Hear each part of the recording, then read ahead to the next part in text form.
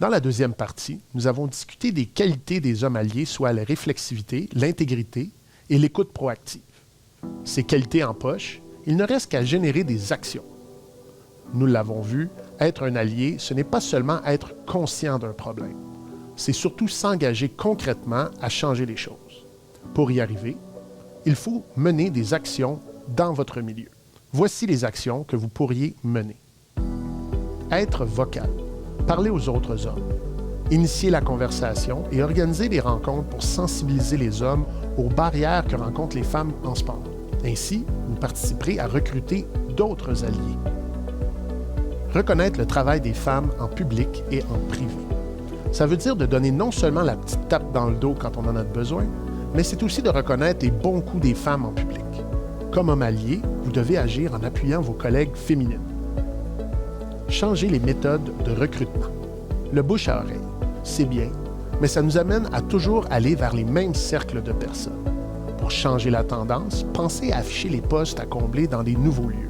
Pensez à rédiger vos offres d'emploi différemment. On peut aussi afficher des postes directement pour les femmes. On entend aussi beaucoup de choses sur la discrimination positive et souvent, on se rend compte que ce concept est mal compris. Il ne s'agit jamais d'engager des femmes pour engager des femmes, mais bien de prioriser les femmes à compétences égales. Offrir des approches individualisées aux femmes.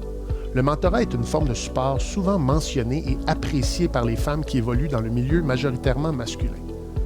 Mettre en place un programme de mentorat qui prend en compte les caractéristiques des femmes dans votre discipline sportive contribue concrètement à créer un environnement sécuritaire, favorisant leur développement. Créer des initiatives qui favorisent la conciliation travail-famille. Ces initiatives peuvent prendre plusieurs formes. Par exemple, un service de garderie lors des tournois, la possibilité de télétravailler quelques jours par semaine ou de faire des rencontres en mode hybride peuvent contribuer à changer la donne. La conciliation, c'est aussi avoir une vraie politique de congé de parentalité.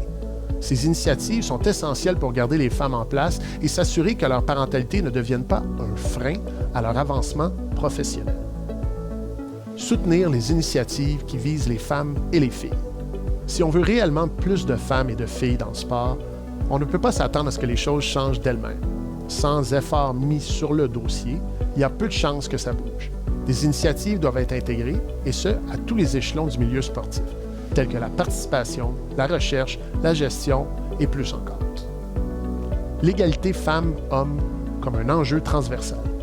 Nos lunettes du genre doivent nous accompagner dans toutes nos décisions. Par exemple, lorsqu'on lance un nouveau programme ou qu'on révise nos politiques, on doit se demander quel effet il y aura sur les filles et les femmes de notre organisation. Plusieurs organisations, et ceci n'est pas uniquement réservé au sport, vont avoir un poste dévolu aux questions d'égalité entre les femmes et les hommes. Il s'agit d'une superbe initiative, mais au-delà du poste, il faut aussi voir cet enjeu d'une manière transversale. En somme, s'éloigner d'une approche qui présente des décisions comme étant neutres ou sur le plan du genre.